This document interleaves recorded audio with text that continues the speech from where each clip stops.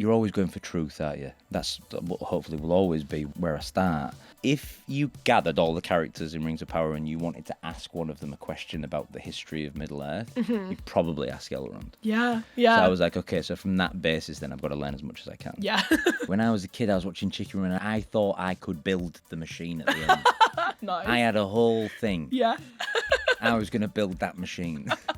One of the most amazing things was the screenings where we've had people with Tourette's in the audience. Yeah. You know? It's gorgeous. It's beautiful. To hear people who have told me that they've gone to the theatre, as you say, for the first time maybe, to see a film because it's this film and they saw themselves in it in some way. It's the biggest compliment. It's the biggest accolade. It really is. Hello and welcome to the BIFA Podcast, hosted by me, Joy Hunter. And me, Karis, Aldridge. Each week we'll be talking to a brand new guest about their journey into film, their most inspiring cinema-going experiences, and what makes independent film so special. We're back fangirling about our favourite films, aren't we, Karis? We are very indeed exciting. in a brand new studio, Brand which new is very studio. exciting. And the first guest to grace the new studio is the amazing Robert Aramayo. Oh What my gosh. A gorgeous human. Fans will know Robert from playing Elrond in the huge Amazon series Rings of Power. And of course, he is in the title role of I Swear, which is a huge BIFA film that he was nominated and won for last year. And the film is spectacular and has been a box office smash for an indie, which has been brilliant, based on the life of John Davidson, who is a Scottish bloke who had Tourette's and grew up in the 80s when that was a very misunderstood condition. And it's just like the most beautiful, charming, devastating but brilliant film ever, and it was such a privilege to get to chat to him about it. He just spoke so beautifully about the film, his relationship with John, and all the amazing talent that he was working alongside: Peter Mullan, Maxine, Peake, Shirly, Henderson. So huge kind of greats within, you know, the British industry. And then if that's not enough, Rob's also doing a play that's on at the Royal Court at the minute called Guess How Much I Love You. And he was also in Palestine 36 last year, as well as I Swear. So yeah, he's just doing the most, and now he's won a BIFA and he's on the run for a BAFTA. He's also nominated for the EE Rising Star BAFTA as Which well. is huge, as, yes. the lead actor part, and the film's also up for Outstanding British Film. So And I a mean, total I of can't 6 believe we got an hour with him. nominations. We like, Truly, he came rolling in after another win at the London Critics Circle last night. He did. He's busy. He is winning all the accolades, which is so well deserved. And yeah, it was amazing to get this time with him. So yes, without further ado, please enjoy our chats with the amazing Robert Aramayo. Welcome to the BIFA Podcast. Yeah, I'm so happy to be here. We're so happy to have you. We This are is so excited. And thank you for coming after such a big evening that you've just had. Congratulations. Oh, thank you. So that was the London Critics Circle, wasn't it? Awards? Yes. Yeah, it was a mad night. It was a crazy night. I mean, I just got to meet some of my heroes, especially Paul Thomas Anderson. Got to shake his hand. It was amazing. It feels like you've had a lot of big nights of awards and bits going on at the moment. It's been a big 2026 for you so far. Yeah, it's a really Oh my exciting God. time for It's Rob barely Aramayo. February and you're like just knocking it all out the park. It's mad. Yeah, it's mad. I mean, I didn't expect it when we made the film, you know. But it's a really, really lovely feeling and totally unexpected, because we were just so small when we were making it, you know. Yeah. And I was saying to Kirk last night, the director, just like, when we made the film, is thinking back to those moments where it was just really sort of like flying by the seat of our pants stuff, and just, you know, just doing what we felt was right and what was best and stuff. And I just think that was like thinking back to that now. It's mad, given how people have responded to it and people like it and stuff. It really feels like, the start of much more to come, which is amazing. And we will be talking a lot about I Swear very soon. But we love to kind of start the podcast by going back a little bit and talking about those early acting days of your life. Because you're from Hull. I am. Yorkshire. Yeah. You're yeah. a Leeds United fan, I believe. I am. Yeah? Massive Leeds United fan. Yeah. The Whites. Yeah.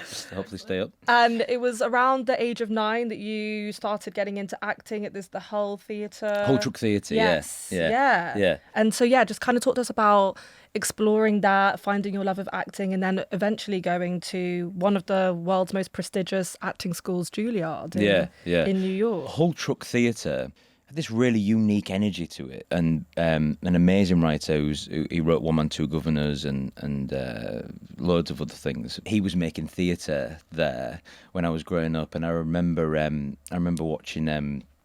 My sister's first acting job was in Under the Whaleback, which was this play that they put on there, and it was like very, very gritty, you know, very, really cool theatre with really amazing performances and incredible actors. Oh, wow. And I remember watching that because my sister was in it and being like, wow, you know, like this is amazing.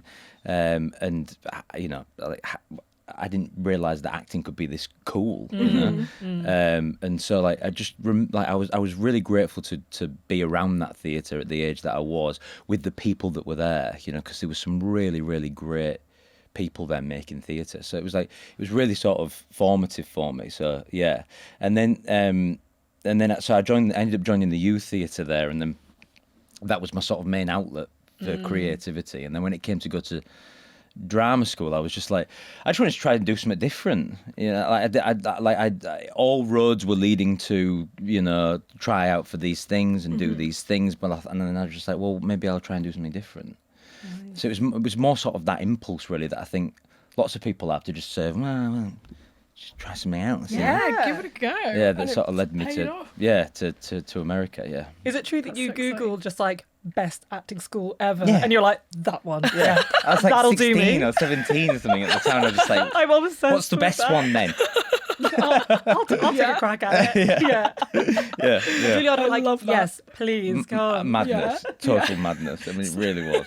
Yeah. So many of my life choices are just like looking people up on Wikipedia and being like, oh, they did that, I'll try and do that, I guess. Like, yeah. But like, if someone has done it, you paved the way. It's like, okay, cool, this is it then. Yeah, It's that's so possible for exciting. everyone. And what sort of films were you watching around that time? We've had the privilege of interviewing you already at BIFA for the BIFA Film Club, so we've got a few leads. We know you were big into Toy Story, Massive. Chicken Run, Lord of the Rings, so 3 classics straight out the door. So tell us a bit about those early viewings that influenced Rob Aramayo to come. Yeah, Chicken Run was a massive, massive thing for me. When I was a kid, I was watching Chicken Run and I thought I could build the machine at the end. Nice. I had a whole thing. Yeah. I was going to build that machine with a bike. I was going to power it and fly away.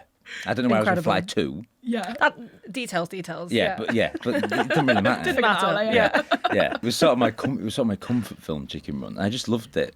It was like because it was an animated film, but it wasn't. It was. I mean, Northern voices and Yes. You know, like as a kid, like I was just like, oh wow, this is so cool. It's not American, and it's not. You know, someone from it's not a story about someone from stereotypical England. Yeah. It was more regional. So I was like, wow, this is amazing. I think I don't know that I obviously wasn't conscious at the time, but I think that's what drew me to it so much. Yeah, you know? of course. And still to this day, you know, me and my mum will watch Chicken Run every now and again. Yeah. It's a classic. It never gets old, truly. And are you only a fan of the first Toy Story, or like where are we with the whole canon so No, all of far? them. Yeah, I mean, there's a new one, isn't there? And apparently it's can't really wait. good. Is it? Yeah. I can't wait. I can't remember what the name of the new, but I know it's an iPad. That's like the new It's threat to Woody and the gang. Oh my word! Yeah. As you can tear my heart out again. Yeah, I know. I hope not. I've heard whispers it's amazing. I just always cry cry at every Toy Story. time at I these know. films. Like full existential crisis. Yeah, the third one I think got a lot of us bad. Oh Yeah, my God. is that yeah. where they're in the fire and Yeah. they're holding hands? When and they- they're about to be my God. incinerated. Yeah. I took my little like, oh cousin my- to that, and I was babysitting her, and I was like, let's go see Toy Story, like this will be It's a fun kids film. And then she was absolutely fine, and I was crying my eyes out, and she was like, are you all right? And I was like, let's be looking after her. I was Give like, Auntie you a don't know what second. Woody means to me? And she was like, all right. yeah. I was like, when they hold hands in the incinerator. Oh my Yeah. God, it That is gets you in the cinema. feels. Yeah. Yeah, pure It cinema. is. Yeah. It is. But Chicken Run, is that a comfort film? To me, that's a horror. It's so scary. I mean, I guess watched it so. quite young. I was terrified of it. When they get like made into the pies in the factory, there's like a kind of horror sequence. With all Yeah. the chopping coming I down was and like, stuff like oh that. my God, I barely got through Chicken Run as a Yeah, kid. but I Really? get it actually. Maybe yeah. maybe I should have a bit of a think about Yeah. that. Yeah, I don't know, but I mean, you do you, but I would not be comforted by that film. They're Yeah. always a little bit scary though, because the same with Toy Story for me is like Yeah. the baby with the spider With the legs. things, scared yeah. Oh my God, it gave me the heebie-jeebies every Yeah. single time. Yeah, but the scariest moment in that for me is is Woody when it's like, we toys see everything. Oh, yeah. And then he comes alive and he goes, so play it nice. Oh, That scared the living daylights out of me as a kid. And that's Woody. That was a great Woody impression, by the way. Thank you very much. Very good. Very good. Rob Aramayo. Yeah. There we go. Leading actor. Yeah. I'm available. How did that translate then to being at Juilliard and moving to New York? What was that experience like? Moving to New York was a real eye opener for me, because I'd never really, just Hull. Yeah. That was sort of my thing at that point, and so it was just a really different place. But what I really liked about my class at school was they were all sort of from that side of the world. They were all American, and they all sort of had this we like this touch point really to all the plays that we were working on. Remember we were doing Our Town, and they all had this like connection to Our Town, this play, and I had absolutely no idea what it was. They were like, "Oh yeah, we read this at school when we were," you know what I mean? Like they had this sort of like just this resonance with this material that I had absolutely no reference for. So it was like, but what I liked about them was that I didn't really have the chance to sort of be like, "Oh, it's a cultural difference," or I don't have time to, it was just like they were just like, "Yeah, you're one of us, and we're all moving together," and I was just sort of immediately just part of the group really, and I was really thankful for it because it just sort of expanded, just stretched me out my comfort zone really, and put me in a completely different, I did Shakespeare in standard American. It's such a weird sort of thing to think, because it's obviously, you would expect. So it was like things like that, that just sort of like moved me out of, I don't know, like perceptions I had in my mind about what acting was and what theatre was and things like that. It just sort of it changed a lot of that really, which I was really thankful for because I just understood it this way, and there's a completely different way of looking at it. So it was amazing, and I'm really glad that I did it. Do you feel like it kind of gave you like that was almost like your USP in a way? Is like you were the like quote unquote outsider looking in at this like culture and being able to interpret things in different ways, that like you had a different experience to the rest of your class in a way? Well, that was the thing because it was just so, like, as I say, it was so American, and the training was so American that I didn't have the time to do that, to think about that it. would have hindered me. So I just had to sort of do more work and research more and try and get to some sort of understanding that these guys just inherently had. So it was like, so I was thankful for that because it sort of made me think about research then and how to work on a piece of material and stuff like that. And maybe that helped me later on in terms of the way that I work now and stuff. Yeah, like the process of it. Yeah. Okay, brilliant. And what does Shakespearean American look like? I played Richard III of York. But American. Instead of American, yeah. Although apparently the Shakespearean, like at the time, the accent would have sounded closer to American than English does now, right? OP, I think it's called. Yeah. But I wouldn't. I'm not sold. But then one of your sort of big roles that you became known for was working on Rings of Power, which was very exciting. And I understand you were a Lord of the Rings fan growing up. So tell us a bit about that journey of getting cast, because that must have been a crazy moment. Yeah, I mean it was mad, and it was really quick. It was much quicker than the other people who were casting it because I was replacing someone. It just all seemed to just happen out of nowhere, and it was a weird experience because I Skyped with, when I decided I was going to do it, I'd Skyped. I always say Skype. People tell me off all the time. I know, I love that. Let's bring Skype back. It's gone. Actually, I think it got killed last year. Really? Completely gone. R.I.P. That's actually I know. that's really sad. Yes, exactly. It was quite iconic. Oh man! Wow, It's great stuff. Yeah, no, I zoomed. so you zoomed. I zoomed. Yeah, okay. I think I zoomed. I decided I was going to do it, but then I had this really sad moment where I realised that this sort of bubble that had existed for me, I was with Lord of the Rings, which was just, that was my ultimate comfort movie, especially Fellowship of the Ring, because it just, I don't know, I went through periods in my life where that was all I watched. It was bordering on obsessive. It was obsessive. You're a big rewatcher. Yeah. Nice. Oh, massively so. Yeah. And the family dog at the time, it was that intense that the family dog when I was a kid used to sleep on the bottom of my bed for a bit, and I used to watch Fellowship of the Ring religiously, and it'd get to the point where the horses would come out, and my dog would always start barking. So I'd prepare for that moment.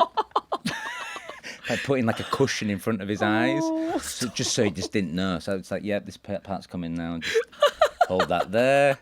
Till the horses have gone. 3, 2, 1, and we're good. They're on the badge now. The horses are gone. And then I'd move the pillow.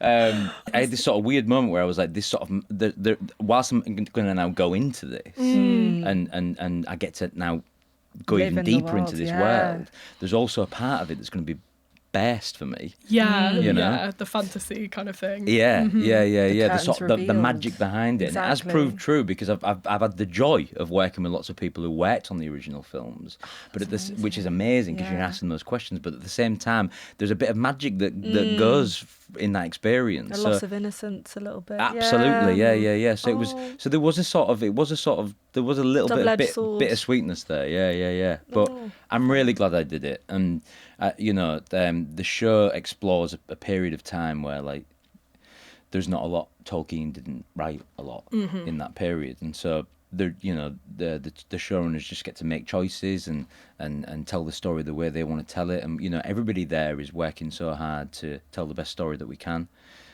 So yeah, it's and to play Elrond, it was always like I was always just so fascinated by him, because I was such a fan, and he's like as I say, the first film was my favourite, so he's in it quite a bit in that first film, and I always just think, why isn't he going with the Fellowship? What's going on? Like he seems really cool. Why wouldn't he go himself? If it's such a big deal, why doesn't he join the team?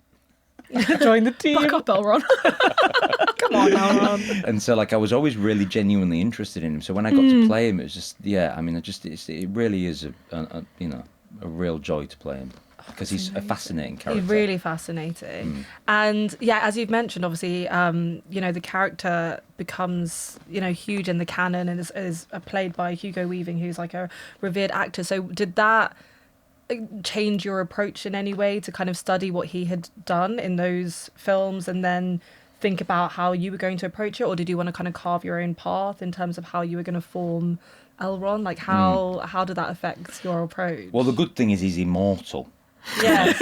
So there's like thousands and thousands and thousands of years in between the first age where he's born and the third age where we've seen him played before. Yeah. So for me, I was just like, well, okay, let me start at the beginning then. Yeah. And then when I started at the beginning, I learned all this stuff about him being an orphan and being brought up in this sort of captivity with his brother and all this stuff. It's amazing stuff about him. And I was just like, oh, okay, this guy's an orphan. This guy doesn't really know who he is, and I was most interested in that because it's like I think with elves you think that they're these immortal ethereal beings and that you just assume that they've got everything figured out. Yeah. Elrond really doesn't. he really doesn't have it all figured out, and he's really sort of carving a path. And I found the city of Rivendell is sort of an embodiment of Elrond. And so if you look at Rivendell, it's a place where history is preserved, invention comes out of Rivendell. It's like a foster home for orphans and for all peoples. So I was looking at that as a city and thinking, oh, okay, so I've got this guy who sort of gets there and starts as this orphan, and his family are all become gods and like they save the world and stuff. So there's a lot of pressure too, so I just wanted, I wanted to stay there really, because I found that most interesting, because it's unknown in the sort of, there's not many stories like that in the Elven world really. So that's what was most interesting to me. Your career really intrigues me because you've worked on these kind of like massive famous IPs, these high concept fantasy worlds, whether it's Rings of Power or if it's Game of Thrones, but then you've also worked in this very grounded reality of the kind of the extraordinary in the ordinary. And I guess I'm wondering, is your approach different when it's in those different worlds, like in the way that you find the truth in the scenes when it's fantasy versus something like I Swear? I think you're always going for truth, aren't you? That's got to be your main sort of focus, whatever the truth of it is. That's what hopefully will always be where I start. I think the process is probably the same. It's just the circumstances and that are very, very different, and obviously the making of things like I Swear versus Rings of Power is enormously different. When you work on something like Rings of Power, the creatives there at the top of the game. Like that, you look at these swords that they make just to be in the background, and you think, yeah, like that could be, we could all be all. It's amazing. The craft, is incredible, and the artistry that's there, creativity, it's amazing. But it's really big. Yeah. And there's lots of people involved. Whereas in I Swear, it's much more intimate, and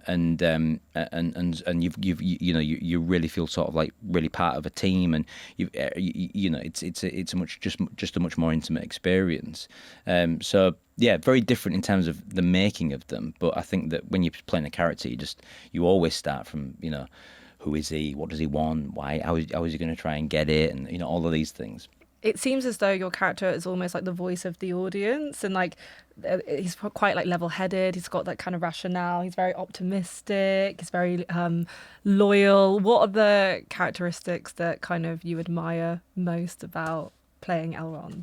Yeah, those things really. Yeah, all of them. Yeah. I do. I think he's a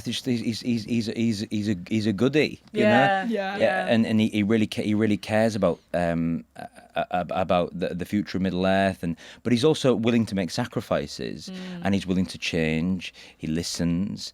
It's like there's big stereotypes in the elf that don't apply to Elrond. Like he's got his best friend is a dwarf. It's like those relationships have always been very fractious, whatever it is. Yeah, it's good to just play someone like that. Someone who's wise, but also is able to not be certain of things. I think that's a real form of wisdom, isn't it? And you said about you slightly lose some of the magic when you see all the kind of pulley ropes behind these things. But there must have been some moments of magic getting to see those sets up close and all the costuming and the craftsmanship. Were there like any favourite moments from that experience of being sort of immersed in that world? A full pinch me moment, just like, oh my God, I can't believe I'm here. I think probably the battle in season 2. Ooh, nice. Because like the first time they fitted me for the armour, like they were so collaborative, and the sword, I worked on it with John Howe. John Howe is like the illustrator for the Tolkien books. If you've read the books, that's his illustrations and stuff. That's so cool. Yeah, so we I was like they were so open in the costuming for like there's things that I want that we've sort of tried to continue in terms of like more like patterns and motifs and things, and I was very, very involved in those conversations and stuff. So that was great. Nice. And the first time they put the armour on me, I was like, "Whoa, this is amazing!" Oh my God, yeah. That was a really pinch me moment. So, were you deep into the Tolkien lore when you were preparing, or did you try and have a fresh? Yeah, well, I just sort of made the decision. Really, I was like, if you gathered all the characters in Rings of Power and you wanted to ask one of them a question about the history of Middle Earth, you'd probably ask Elrond. Yeah. So I was like, okay, so from that basis, then I've got to learn as much as I can. Yeah. So then I did. I like that you've got like a character justification to like really nerd out. I really respect that. That's great. And at the moment, you're starring in a two-hander at the Royal Court. Yes. Guess How Much I Love You. And you did the London Critics Circle Awards last night. You're here with us today. You're doing the play every night at the moment. Yeah. And then I think the day after the play is BAFTA. So, I mean, do you have a day off, Rob? What's going on? You need some sleep. We're worried about you. A day off to watch Chicken Run. Yeah. But, God, wouldn't that be nice? Maybe they no, because I'll talk more about bloody Chicken Run. No, please do. We're very, the Chicken Run thread can flow throughout. We're very happy about that. But tell us about getting involved in the play. Obviously, the Royal Court's such a great place to celebrate new writing and bring through new talent.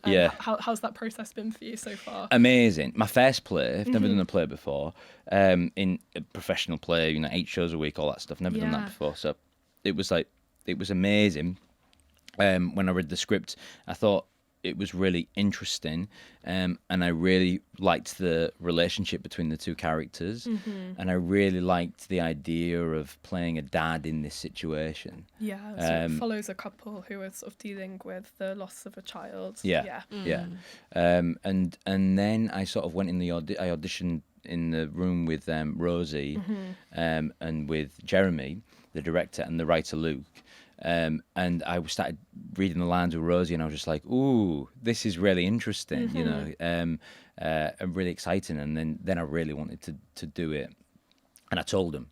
You made it known. Yeah, I was like, really want to do this. I like this. More of this. Yeah. And then I was lucky enough to get it, and it was a really, really interesting rehearsal process, and I've learned so much from Jeremy, who directed it, but also enormously from Rosie Sheehy, who I get to work with, who's a phenomenal actor, and is just. She teaches me stuff every day. She's done so many plays. She's so experienced. She really looks after me, So it's a real joy to work with her because she's phenomenal. But I really like just being, as I said, playing a dad in this situation. It's a very, very difficult experience. You know, for him to be in this situation and playing with those two things of like, you know.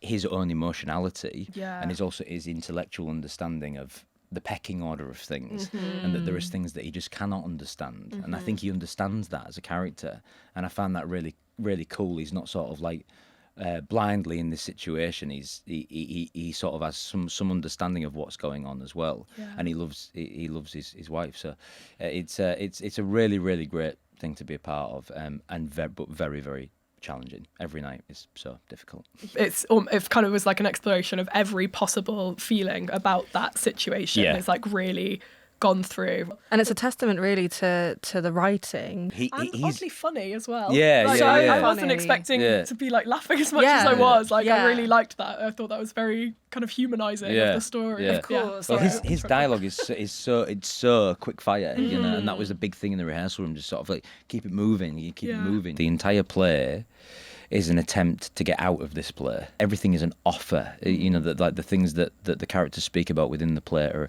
offers to each other as a solution to this problem, perhaps, you know, that they're feeling or that they're going through. That there's like that it's active and that it's trying to do something, and that is brilliant writing. It's not sitting in the stuff. It's active. It's moving forward, and they're trying to figure it out. They're trying to get out of it somehow together. Yeah, I love the fact that they do choose each other every single time, which is just really beautiful. They have to choose each other again and again and again. Yeah. Shall we chat a bit about I Swear, your wonderful film that me and Karis just absolutely loved, as I'm sure so many people, well, we know so many people have who have been to see it.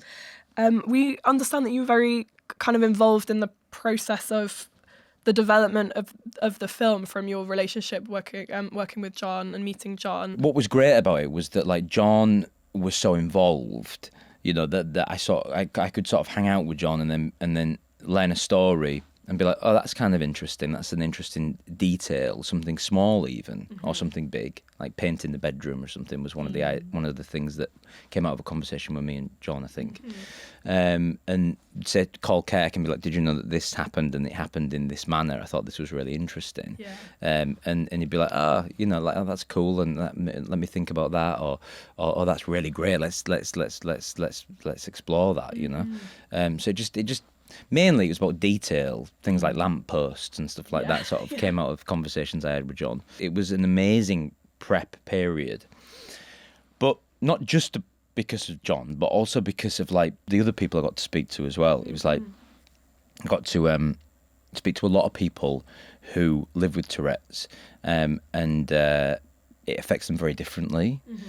And that was a massive part of my education. Interestingly, some people said to me, you know, I wish I sort of had coprolalia. You know what I mean? Like that if coprolalia was part of how I live with Tourette's, then people would understand that Tourette's is what is going on, you know? But for some people, tics are, you know, because people don't understand the broad nature of tics, that a tic can be anything. And conversations like that with those people who were so open with their stories, I just feel so thankful for, because it was just instrumental for me in trying to, I wanted to not just gain an understanding of John Davidson's story, although that was my main concern, but also have the education underneath it to understand about triggers, and to understand about, you know, or just a broad spectrum of tics and what they are. It was an amazing prep period, and I got to spend a lot of time with everyone in Galashiels. And Galashiels itself is a character. Yes, it's such a character, and the borders and the people from the borders and that really interesting accent and stuff like that. So it was so all of that stuff was really, really useful. I mean, obviously there's some really challenging moments that he goes through in the film based on his real life, but I was also struck by there was a sort of sense of community rallying around at times as well, which came from that area, which was really touching. That's also Kirk as well. Kirk as a filmmaker is very interested in community. If you watch Waking Ned Divine, it's all about a little community, and that was a big reason why I wanted to work with Kirk, because it it felt so unique, that little film. I loved that film. And it's so based in a really unique community, and really useful to tell this story. So it's Keck. Yeah, do you feel like that is something that is becoming more important in the work that you're doing, is looking at those like strong regional voices? Because the success of I Swear, I was chatting to one of the heads of Studio Canal, and we were just talking about how incredible the success has been, and she was like, it's just been such a joy to see how celebrated it is in small rural communities. It's not just the kind of big cities that are embracing this film, it's everywhere, and I think that shows the importance of like making more films like this. I mean massively. I mean, like, a joy to tell these stories, it really is. And it's like, look, it's, as an actor, it's just great to get a job. Amen. Yes. But to tell stories like this about real people, real heroes, like John Davidson is a real life hero. Absolutely. And there's lots of other real life heroes in his life as well. To tell stories like that is the dream. I just have to say, because I watched the film again last night, I'm just so astounded at your performance. It is stunning.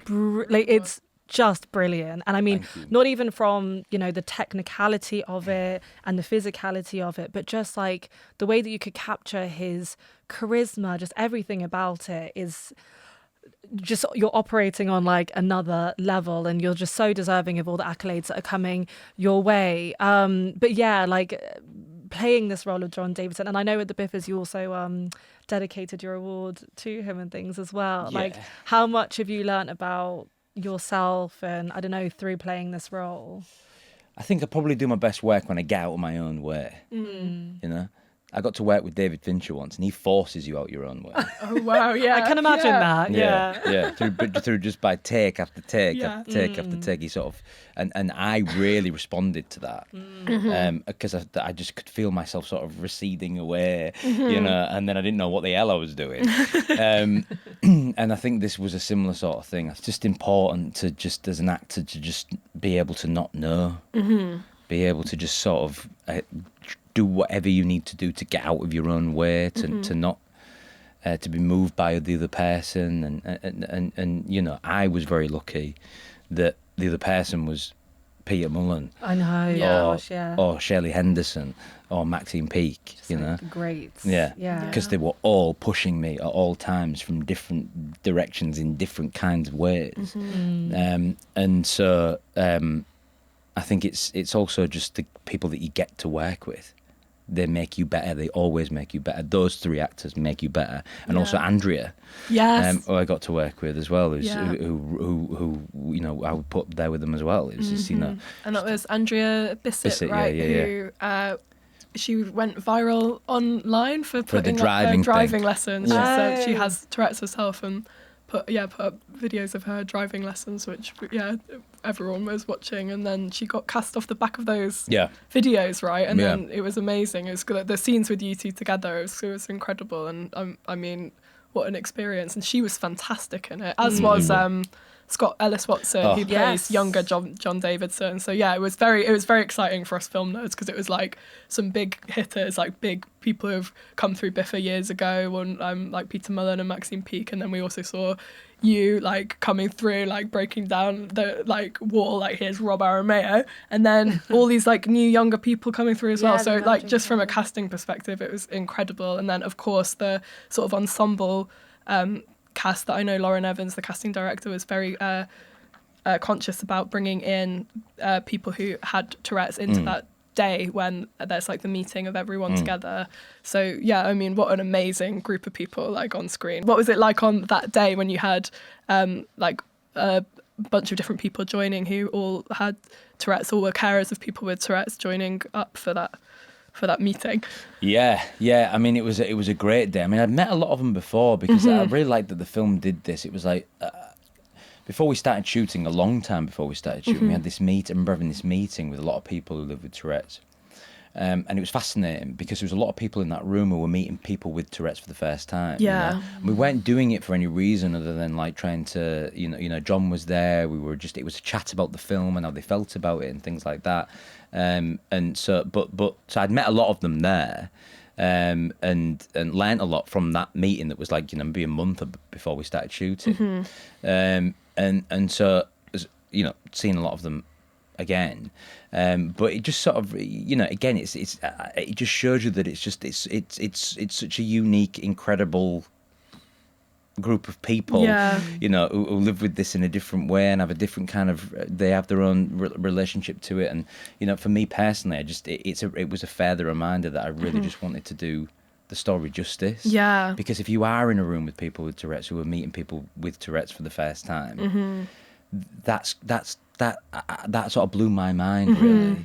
And sort of talking about it with other people for the first time, it just sort of shows that there's still a lot more education out there that we need. Yeah. And hopefully this just leads to talking about it more. Yeah, the film becomes a part of that education. Of that conversation, yeah. But I mean, it just goes back to John and the Tourette's weekends that he's, you know, that impulse is inside of John. He's set up the Tourette's weekends for kids and to just come together and understand it more together and stuff like that. It's a big part of his work and his life. So, yeah, it really felt accurate to the way that John has gone up. And it's a big responsibility to represent a community that's often like misunderstood or just not shown. So yeah, it was so sort of heartening to learn about the practices that were going on behind the film, to make sure that it was like people who actually have those conditions to then be part of making the film. Like that's it feels like an important philosophy that underpinned it, that you can kind of feel coming through, because it does all ring so true. And I really loved. You could really see John's personality like coming through. It wasn't just about his condition, and you could see how sort of charming he was, and that was partially through your performance, but also just John as a person. Yeah. There was a kind of invitation to laugh at moments, and there were some moments where there was a lot of humour. It's a kind of an interesting idea, bringing comedy into a film like this, because but it's never laughing at, it's kind of laughing along with. And there were some brilliant moments that I had seen for the first time of like John like playing tricks with his own tics, and like sometimes doing, when you were painting the walls, for example, and I, bits like that I just thought were so great, because it's people I know with disabilities are the funniest people in the world, there is that slight outside skewed perspective, and I really enjoyed the way that it was like very realistic of the depictions of the difficulties and the realities of living with Tourette's or a condition like that, but it was also like hilarious at times, and there was real moments of joy and connection that were brought through it. So without risk of feeling like you're at all punching down in any sense. It felt very amicable, and I know exactly what you mean. But the tone was like, it must have been a difficult thing to get right. Yeah, there's a lot of light and shade. I mean, it also just goes back to John. It's just like, you know, like that's how John is. Yeah. You know, like that. Those moments do happen with John. You know, it's like most of the time it's just don't engage with the takes and all this stuff. But every now and again, John will chuckle at something that happened, and in those moments I just always wanted to drill it back to John, and how John, because it's all about the way that people engage with this, you know, and the way that John himself engages with it, you know, because John's also through the movie getting older, and developing a deeper understanding about himself, and so that I wanted that to change and develop as well. You know, obviously picking it up from Scott, who's plays him, and how that changes as I age him as well. You know, so like those things were really important. I remember the big conversation about the transition period between when I take over for the role. You know, like we wanted to make sure that we just saw John for a bit. Yeah. That it wasn't just straight into, you know, what we expect, but just see John waking up in the morning and what is, you know what I mean, things like that. I think was really important just to really sit with where he's at now, you know. Yeah. And that was something that I was always thinking about more so than anything else, was just how he feels about it, where he's at, what his emotional experience is, you know. Yeah, I thought the pacing of it was really interesting as well, because there were moments where you sort of think, oh, everything's like turning up, everything's getting sorted, and then that would be like one step forward, two steps back, and I think that really spoke to the reality of the sort of exhaustion that can come from this, but then also, yeah, like you say, the idea that it's actually just us educating ourselves and changing the environment instead of changing the person, which I thought was really, really beautiful. But Big message in the film. Yeah. And what was it like working with Maxine Peake and Peter Mullan and Shirly Henderson? It's not the first time working with Peter Mullan, is it? No, because I worked with him on Rings as well. Yes, of course. But yeah, it was. I mean, I was really, really glad that I got to do it with Peter. That's cool. Yeah, he was perfect for Tommy. Oh, amazing. Yeah, he was great. And he just sort of brought Tommy in the room, and it was that was just him, you know. Put that red T-shirt on or whatever it was, that polo thing on. It was just there. He was Tommy. Yeah. You know? You know, there was a lot of improv in there and a lot of playing on the day and stuff like that. And Peter loves all of that and is able to just sort of go with it. And he has just such a wealth of experience. And you just want to be around Peter Mullan. You just do. Yeah, I just want to be around Peter because he teaches you so much. Yeah. You know, he educates without actually saying that he is, or you feeling that he is. You learn so much from Peter just by being around him. And so that was an incredible experience both times, but especially on I Swear. And then Shirley, I loved it with Shirley. I mean, she's like such a really interesting, delicate relationship to carve, and obviously she spans both Scott and me. Yes. So exactly. you know, she was developing her own thing, and it's a really fascinating character. Yeah. And she brought a lot to it, and she was really passionate about it, and she worked really hard, and you know, the same with Maxine. And you know, Maxine just has this like warmth to her. She's so warm. She's so caring. She has a light touch in the best way. She's a legend. So it's you know, doing those things with her and talking about that relationship, because it's quite a complex relationship between the two characters. So yeah, figuring that out with her was really fun, and we had like a lot of meetings and chats and stuff like that. So yeah, I feel very thankful for that time as well. Oh my God, yeah. The reception of the film's just been incredible. Like Karis was saying, it's been something of a box office smash, which we always like to see, especially for an independent film. At BIFA, we're obviously very biased towards that. But it was really exciting as well, because I know that it was a lot of people's first time to the cinema in a while. If they had Tourette's, they felt like comfortable in that space again, or having it. I learned a bit from your conversation with Studio Canal and some people from Tourette's Scotland about the importance of having films available to stream, because cinemas aren't always accessible for everyone. But yeah, how's it been bringing that film out into the world after your time on set and getting all these awards nominations as well, including your Best Lead Performance win at BIFA? One of the most amazing things was you know, the screenings where we've had people with Tourette's in the audience. You know, it's gorgeous, it's beautiful. I remember Peter was talking to that. The first time Peter saw it was a screening where there was loads of people with Tourette's in the audience, and you know, what an incredible experience. And to hear people who have told me that they've gone to the theatre, as you say, for the first time maybe to see a film because it's this film, and they saw themselves in it in some way. It's the biggest compliment. It's the biggest accolade. It really is. Because that's John, and that's a furtherment of John's work and how amazing John is, and you know, and that's what we wanted to do with the film, as well as entertain and make it accessible to people and not hit people over the head with anything, you know. And so yeah, I mean, like, if people have had that experience of it, it's amazing. And then all of this stuff that's happened, it's I mean, I'm really not. I don't really know how to even feel about it. Really, it's such a compliment, and really, really, genuinely unexpected. I mean, when I won at BIFA, I didn't even think for a second that I would win that award. Really? Yes, so I was furiously being like, oh my, like I've got to write something here. It just hit me like right before the thing. I was like, oh God, I really should write something. And then I was locked out of my phone. Yeah. I do remember that. Yeah. So just everything just conspired against me. But your speech was so eloquent. Yeah, you were great. Because you were like, oh, I thought, I have no idea what I said. I've never watched it. Really? I never will. You should. It's, honestly, I'm completely you do embarrassed. Such a good job. Because you want to be, I want to be cool and like, all this stuff. Right. Yeah. I honestly couldn't believe it. I really, really couldn't believe it. What an amazing feeling, and like to get a BIFA. Yeah. Honestly, I'm so humbled by it, and the people that were in that category, and the all those amazing actors. It was just such an unbelievable evening. I'll never forget it. Oh, I'm so glad. We always love BIFA. We always love everyone. We fangirl over you, and then people come and fangirl over BIFA, and we're like, it's so nice. It's like, symbiotic fangirling going on. But it's just because it's such a cool evening, and there's so many cool people there, It's a good one. and like independent film is being celebrated like that is just great. Yeah.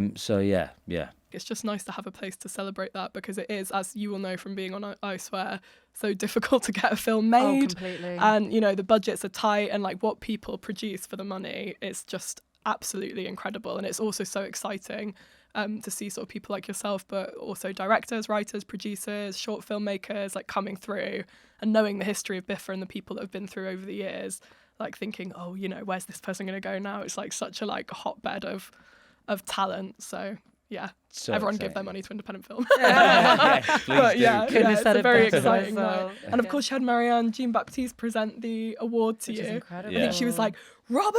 Yeah, she yeah, was yeah. like so Yeah. excited Yeah. for you. And then It's brilliant. And then afterwards I'd realised that I'd not thanked the blooming director of the film. Like literally, as I did, and I was lucky enough to have another chance, and I was like, right, Kirk. But yeah, as soon as I walked off stage, I was like, I realised that I hadn't thanked Kirk, and I said to her, and she was like, "Don't worry about it. You can thank him in 2 minutes when you go sit down around the table." I was like, Oh yeah. Yeah. It's not the end of time. So she just sort of chilled me out in about 3 words. She's so cool. When I had a quick chat with you afterwards, you said that you were going to give your award to your mum. Yes, yeah. Has that happened yet? My dad took it for a bit. Okay. My mum's been away, so then she'll have it. Yeah. Okay, yeah. good. It'll go. They'll Do have the it. round. Yeah. Okay, perfect. Nice. I'm glad to hear that. Oh, Nice. amazing. If you don't mind, we'd love to show off the crockery that one of the producers yeah. partners made. Do you want to show it, Rob? Okay. Pure What perfection. have we got here? Here we go. To Here we go. explain. Oh, incredible. Great It is slow so reveal. cool. Yeah. Yeah. So I think you were all Made by the gifted those producers. yesterday. Yeah, we was. Yeah. Yeah, and it's a decent pourer. Yeah. Yeah. That's yeah. a good Lovely. cup. That's Yeah. that's a nice cup of coffee. That, Good, yeah. solid It's a good Yeah. one. product.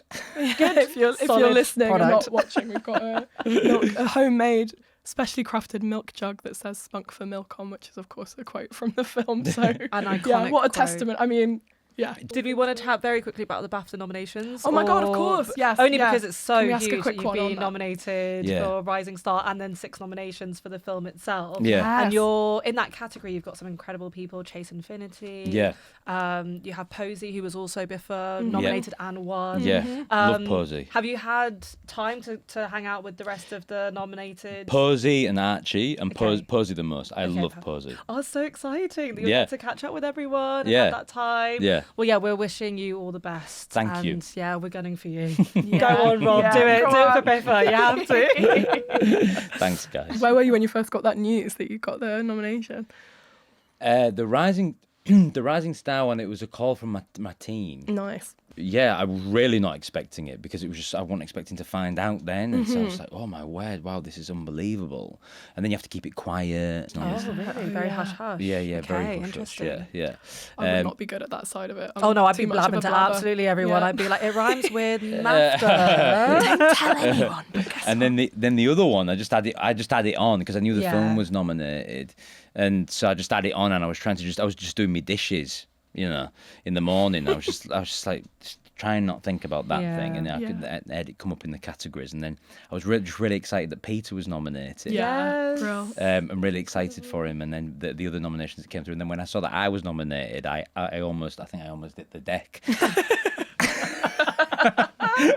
I honestly just could not believe it. And then my agent called me, and she was just screaming down the phone to me. It was just madness. Oh, that's so because exciting. the people in that category, it is really humbling, especially like for me, Ethan Hawke, who at Juilliard came in. He came in and spoke to us at Juilliard, and some of the things that he said to me then were really formative and really educational. So hopefully I'll get to meet Ethan. And say Yeah, thank you'll you. have to tell him in person. That's so Yeah. cool. Yeah, another handshake Yeah. like you did with Paul Thomas Yeah, Anderson. with PTA. Yeah. Oh, mate, that's PTA. so exciting. Oh, Robert, well, yeah, we're gunning for you. We hope you have a great night when you're there.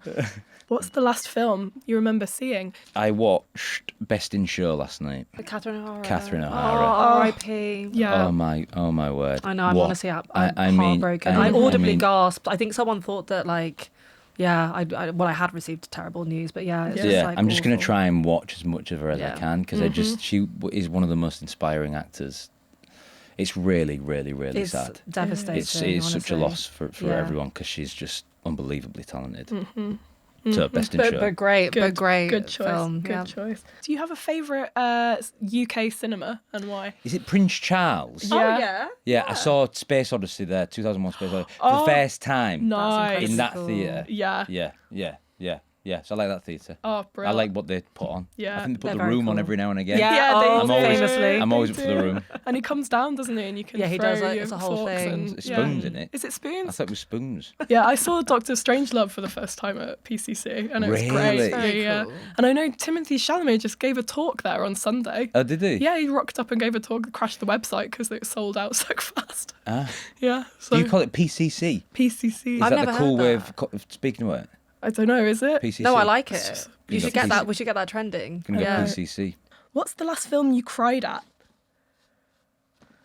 Ooh, Remains of the Day. Ooh, oh yeah, Yeah. that'll get you. Remains of the Day, because I just watch that so often. I watch it a lot because I find Anthony Hopkins' performance in it just actually probably the most perfect thing I've ever seen, It's another level. and it isn't really moves me every time I see it. We normally ask most rewatched, but I think it might be Lord of the Rings. Lord of the Rings. Yeah, Yep. nice. Yeah, that's the one. Excellent. And do you have a favourite bit of film paraphernalia, like a favourite DVD case or poster or anything? Yeah, maybe a poster. I like posters, Nice. Yeah. but like from really old films. I used to have some really old posters, and I've got a friend in New York, and she has these amazing posters from really old like French films and stuff, Diva and stuff on the wall. Very cool. Incredible. Yeah. And in honour of this going out, I think around Valentine's Day, do you have a favourite rom-com? Can I say Punch Drunk Love? Yeah, You that's absolutely great. That's a can. perfect Good. answer. Because Yeah. Directed by your it's- new friend, Yeah. Paul Yeah, Thomas yeah. Anderson. Yeah. My mate. My old pal. My Bezzy. Oh, Paul. Nice. What do you love about Punch Drunk? I think it's such a unique film for him to make. Yeah. The score is gorgeous. Their performances are unbelievable. Yeah. And Philip Seymour Hoffman I know. in anything. Just incredible. brilliant. Yeah. Honestly, gone too soon. Yeah. That's a perfect answer. I love that movie so much. So yeah, that maybe I'll put that on at Yeah. Valentine's Day. Perfect. Yeah. Plan. Yeah. I might actually. All sorted. Fab. All right. Well, thank you so much, Rob. Guys, thank you. It's been It's an been so absolute fun. pleasure. Good luck with everything. Thank Oh my you. God, keeping everything crossed for you for the BAFTAs. I'm sure it's going to be a brilliant night. Thank you very much. And Yeah. thanks for having me. I really enjoyed it. Thanks for listening to the BIFA podcast. If you enjoyed today's episode, then make sure to subscribe so that you can listen to brand new episodes as they land. We want all of the film fans to find us, so make sure to tell all of your friends and spread the word. The hosts were Karis, Aldridge and Joy Hunter. The show was produced by the BIFA team. The audio technician was Itzel Gonzalez Estrada, filmed at Bleat Post Production.